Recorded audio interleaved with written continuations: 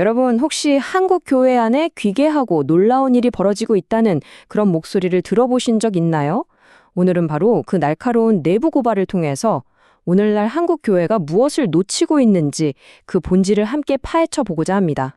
이 이야기는요, 정말이지 아주 강렬한 성경 구절 하나로 시작됩니다. 저자는 기괴하고 놀라운 일이라는 표현이 사실은 원문에 가깝게 보면 소름 끼치는 공포에 해당한다고 말하는데요. 이걸 통해 한국 교회가 마주한 위기가 얼마나 심각한지를 처음부터 분명히 하고 있는 거죠. 아니, 대체 저자가 말하는 이 소름 끼치는 일이라는 게 뭘까요? 그 정체가 대체 뭘까요? 자, 지금부터 그가 딱 짚어내는 문제의 핵심으로 한번 들어가 보시죠. 네.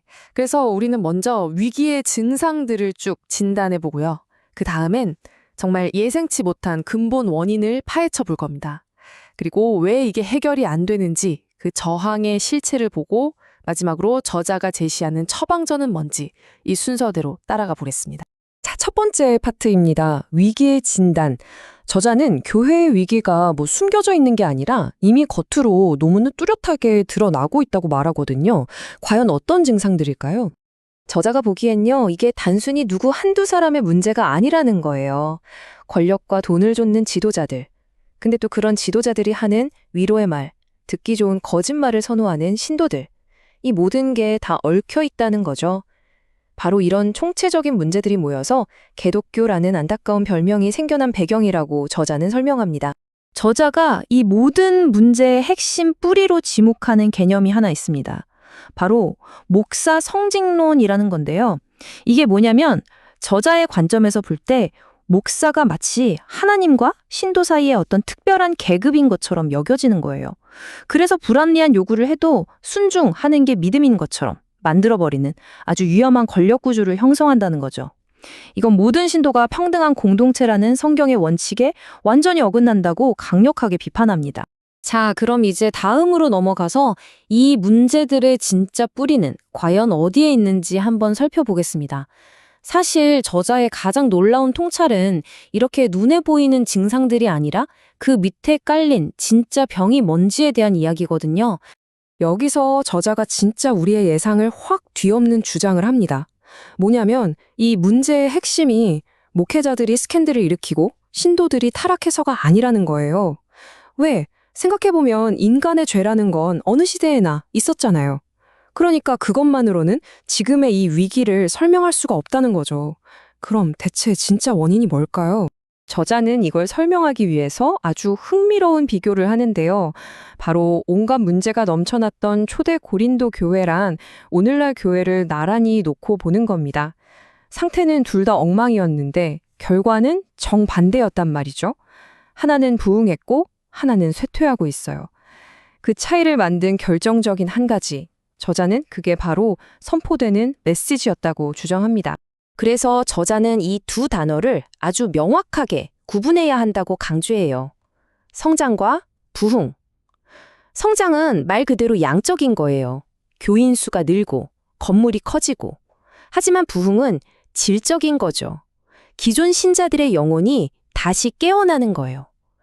많은 교회가 이 겉으로 보이는 성장에만 매달리다가 진짜 중요한 내적인 부흥을 놓치고 있다는 겁니다. 그럼 저자가 말하는 희석된 메시지라는 게 대체 뭘까요? 한마디로 듣기 불편한 말이 사라졌다는 겁니다. 당신의 죄를 지적하고 회개하라고 촉구하는 그런 날카로운 말씀 대신에 그 자리를 그냥 듣기 좋은 위로, 힘내라는 덕담, 어떻게 하면 성공하는지 알려주는 자기계발 같은 것들이 채웠다는 거죠. 왜냐? 그래야 사람들이 좋아하고 더 많이 모이고 헌금도 더 많이 하니까요. 아니, 문제가 이렇게 명확하면 왜 안 바뀌는 걸까요? 도대체 뭐가 교회가 스스로 치유하는 걸 가로막고 있는 걸까요? 저자는 그 장애물이 뭔지 아주 정확하게 짚어냅니다. 바로 이 한마디입니다. 판단하지 말라. 저자는 이 구절이 교회를 바로잡으려는 모든 비판과 목소리를 막아버리는 일종의 만능방패처럼 오용되고 있다고 아주 신랄하게 지적합니다. 자, 그래서 저자는 이 두 가지를 반드시 구분해야 한다고 말합니다. 심판과 분별.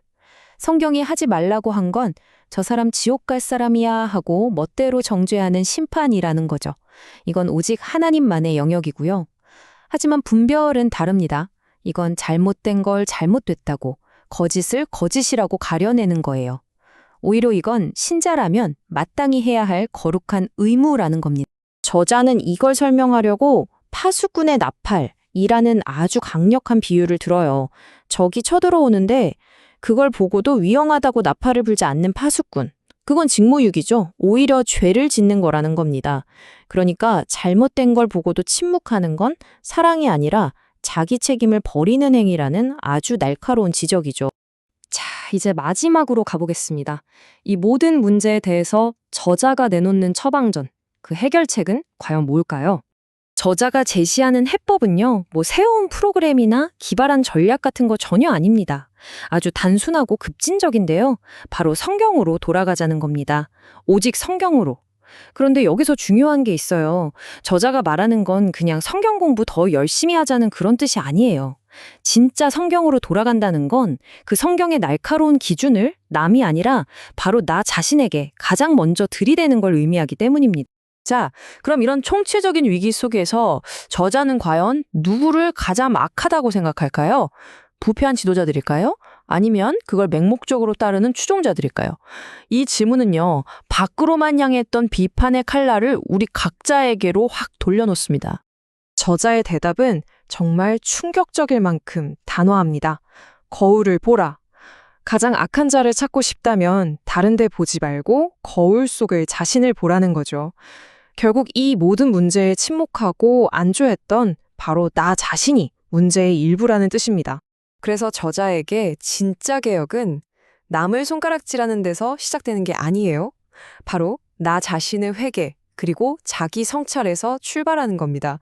문제가 저 바깥이 아니라 바로 내 안에 있다는 걸 인정하는 것. 그게 모든 치유의 첫 걸음이라는 거죠. 이 모든 이야기는 결국 하나의 거대하고 또 마음을 무겁게 짓누르는 질문으로 이어집니다. 전능하신 하나님은 대체 왜 이런 악의가 계속되도록 내버려 두시는 걸까? 그렇죠. 다들 한 번쯤은 품어봤을 질문일 겁니다. 여기에 대한 저자의 대답은 정말 놀랍고 어쩌면 좀 불편하게 들릴 수도 있습니다. 이 세상의 악이 아직 심판받지 않은 이유는 하나님이 여전히 당신을 기다리고 계시기 때문이다.